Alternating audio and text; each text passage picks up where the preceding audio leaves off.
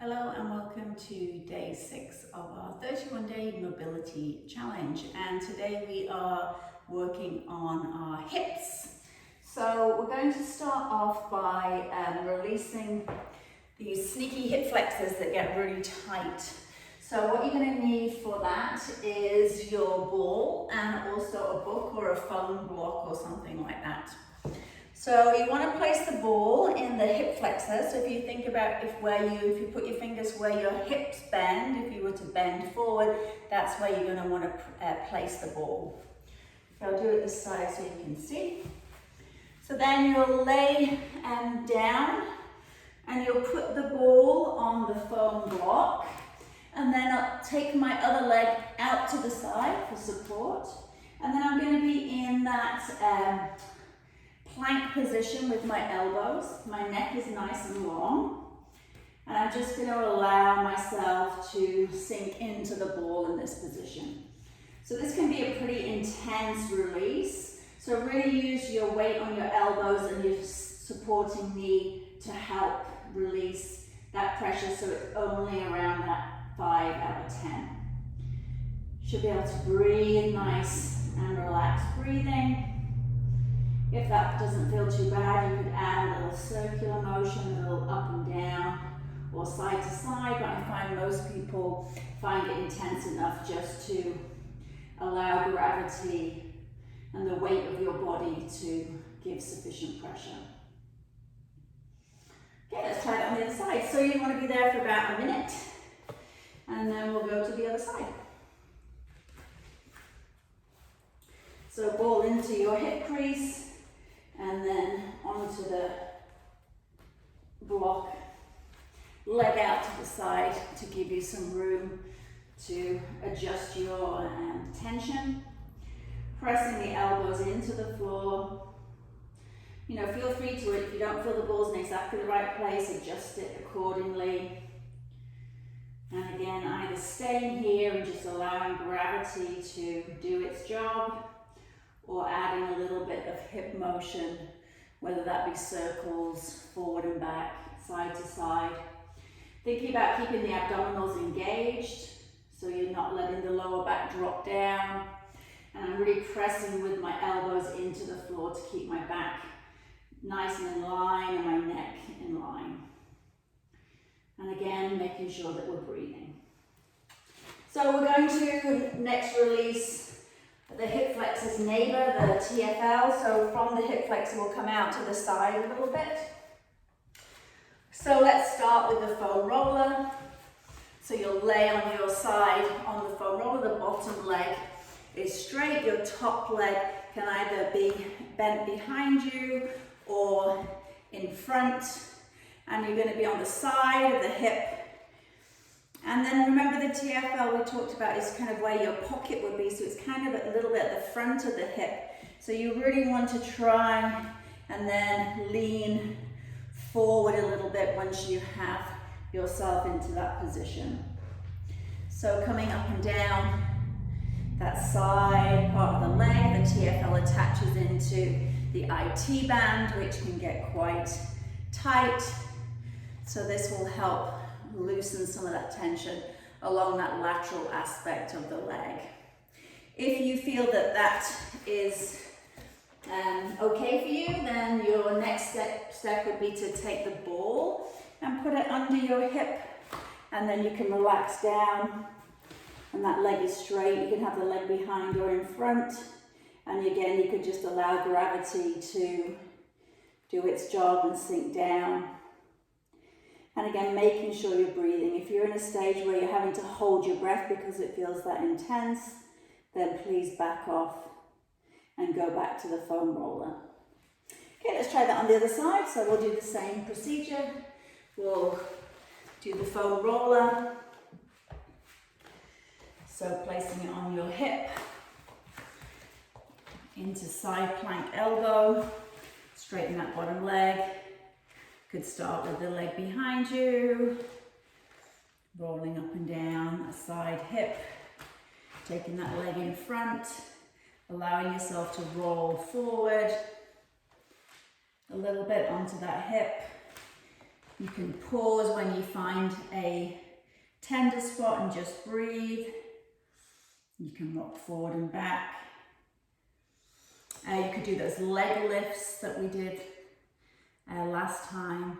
So again, really playing around with that position for you. If you want to, you can either stay with the foam roller or switch it out for the tennis ball. Again, placing it where your pocket would be on your trouser, and then straightening that bottom leg, letting that head relax, and allowing yourself to just roll around in that side hip area. So again, remembering to breathe. So you'd want to be about a minute on each side. So whether you foam roll for the minute, or you do the tennis ball for the minute, or you do a combination of the foam roll and the tennis ball. So let's have a look at foam rolling the glutes. So you'll want to come and sit up on your foam roller, and then we're going to do one cheek at a time. So you're going to allow yourself to kind of lean onto one side. The other leg is bent. You'll be supporting yourself with your arm, and you'll just roll up and down on your butt cheek. So you're slightly to the side.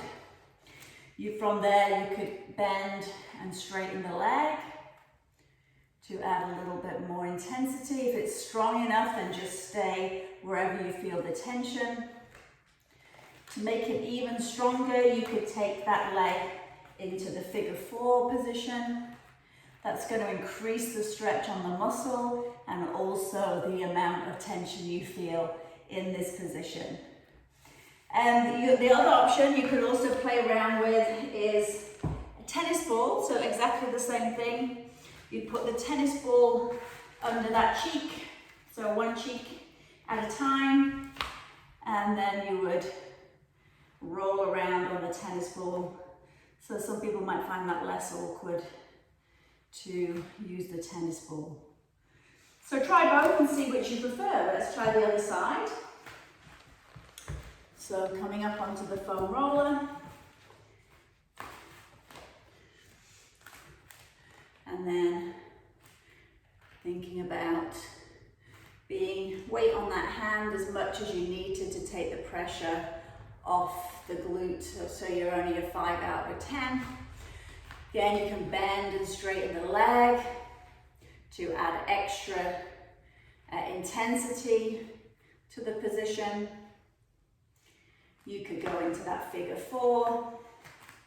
So at any time, feel free to just pause the video when you have the variation that you want to do and time yourself for that time, and then rejoin the video when you've finished your modification. So we'll do the ball on this side as well.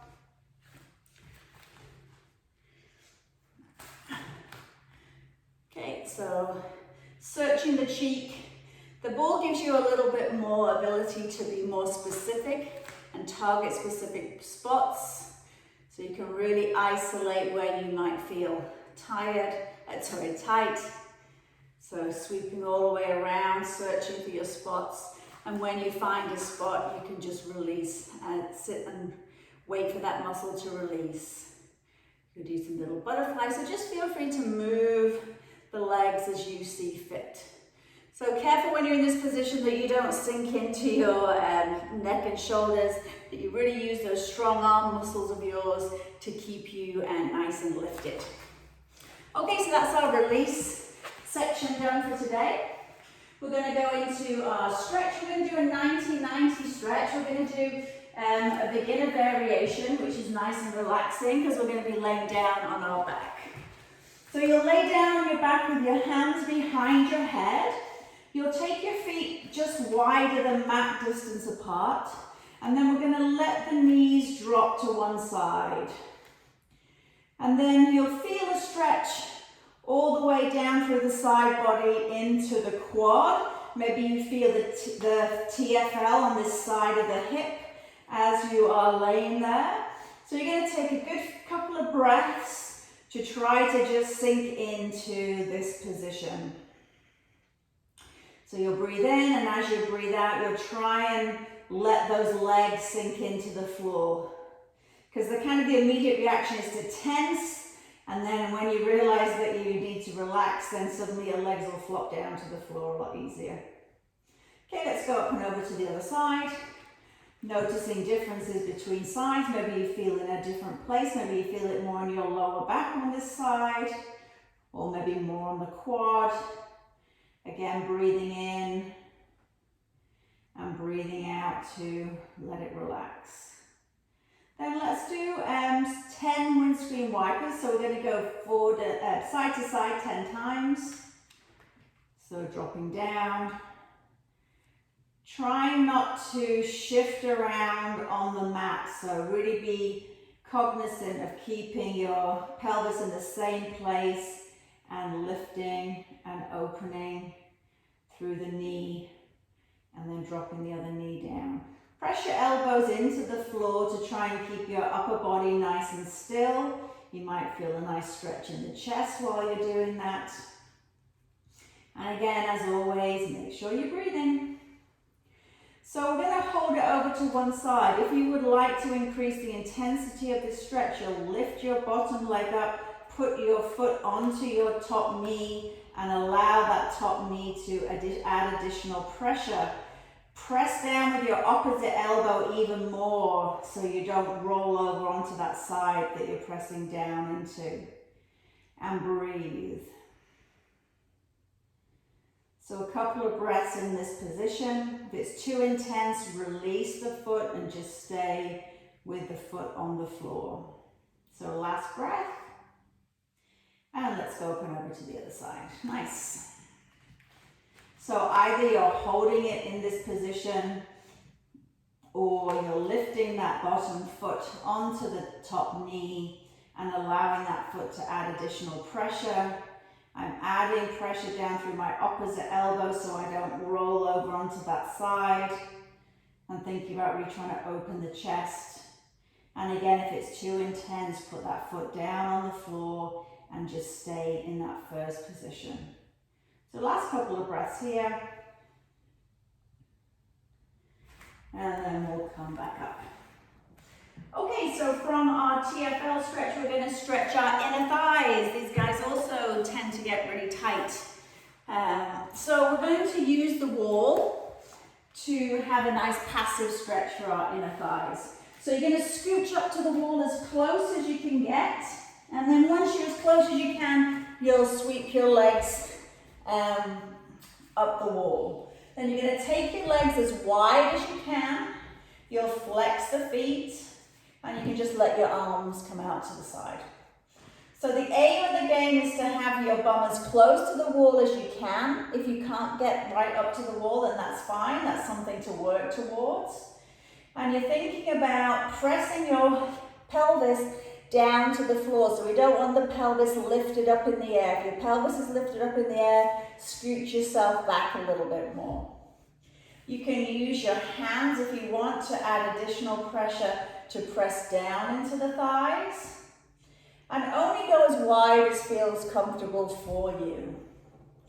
This is kind of a really nice recovery position as well. If you've been standing on your legs a lot in the day to help with venous return. So if you get swollen ankles and things like that, this is a really nice position to help you. So you would stay in this position for 30 seconds to a minute, something like that.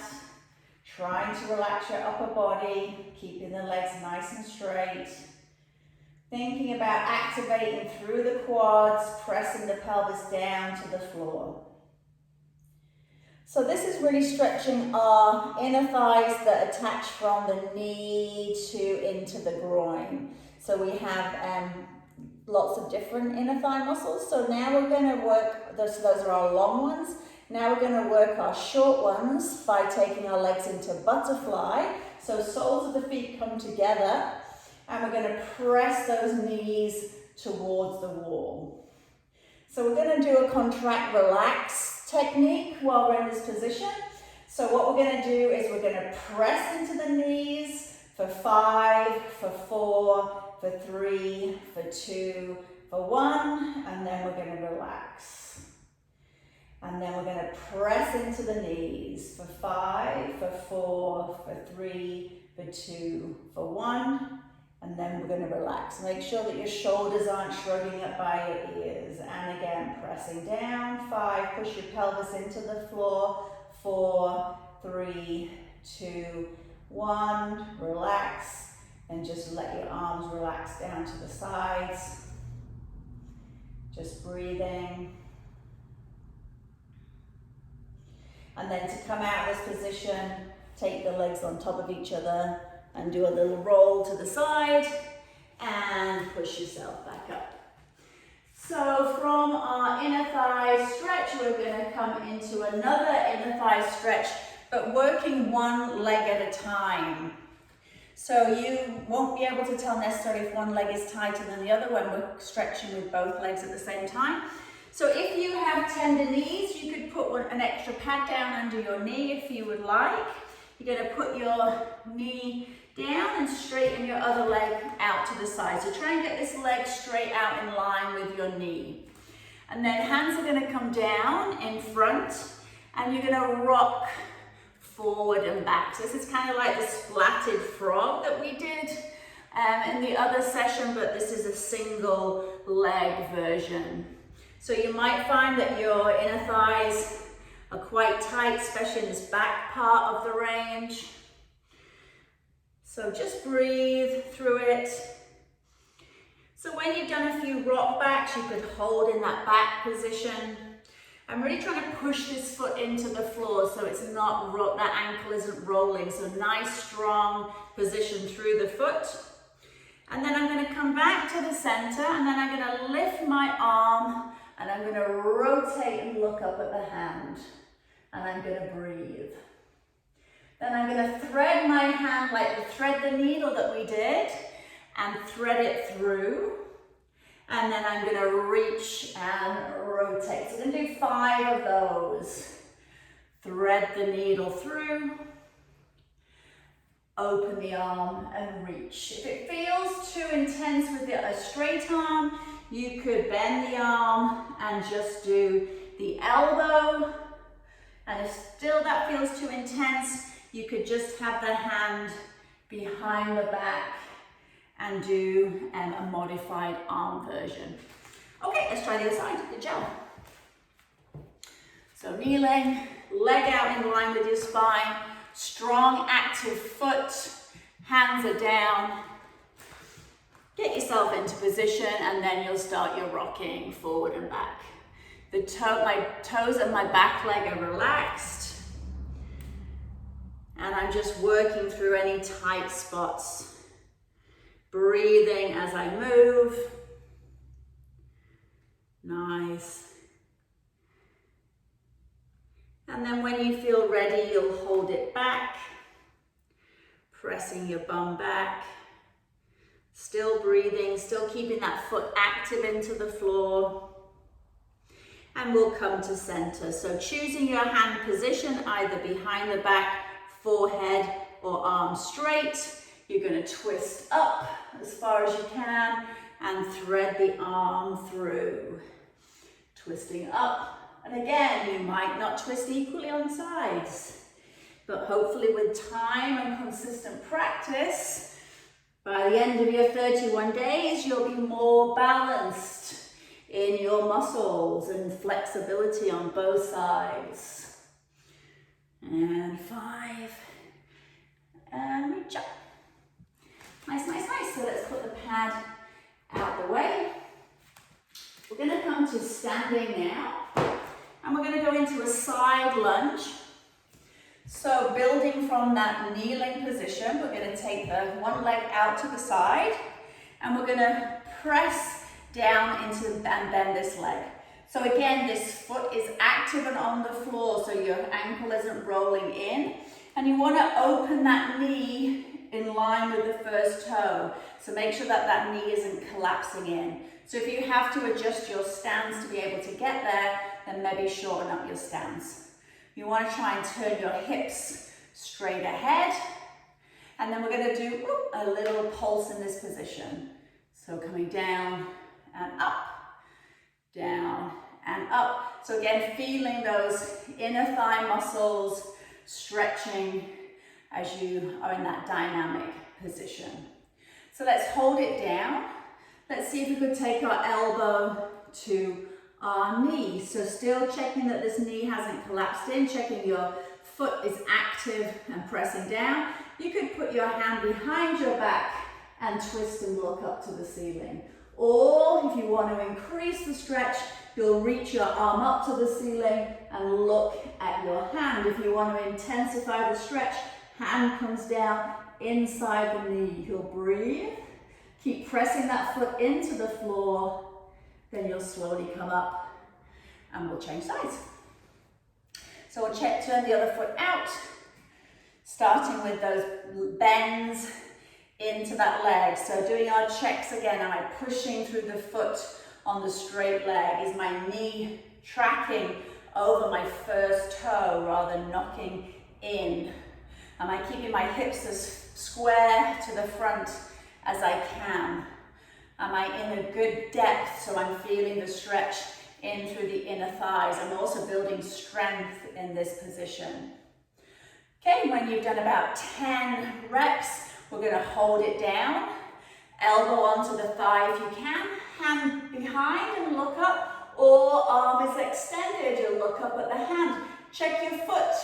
Check your knee position. Breathe. If you want to lower down inside the knee, use your elbow to press that knee open. Keep looking up at the hand. Keep breathing. And then slowly coming back up. Nice, so our last exercise before our breathing, we're going to do some activation through our hip, our glute medius in particular, this muscle at the side of our hips that give us good hip support. So we have our foam block. We're going to stand on our foam block. So maybe some of you practice this in the ankle balance and the ankle day when we were doing our one-legged balance. So if you didn't practice this yesterday, I would suggest you start just practicing balancing on the foam block. For those of you who feel they're ready to go to the next level, we're going to do a heel drop. So we're going to imagine that that there's water around us, and we want to test the temperature of the water with our heel. So we're going to drop the heel down just before we get down to the floor. So a little, okay, I'm going to rebalance, so stay there too long. Okay, so we're coming up. We're going to balance, focus on the same spot in front of you. You'll drop the heel down just before it touches the floor, then you'll stand up. Dropping that heel down.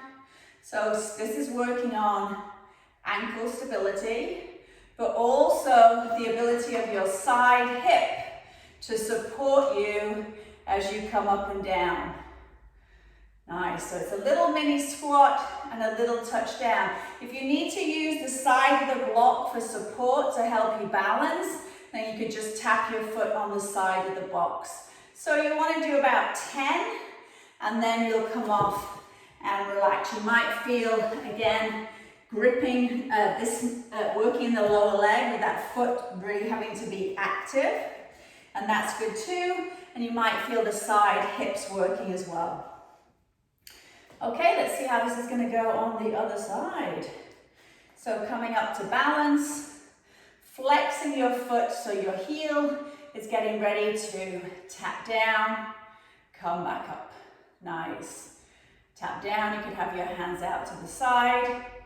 If this is really difficult, you could have something like a broomstick in your hand so you can help balance. You can use the side edge of the block if you need to help you.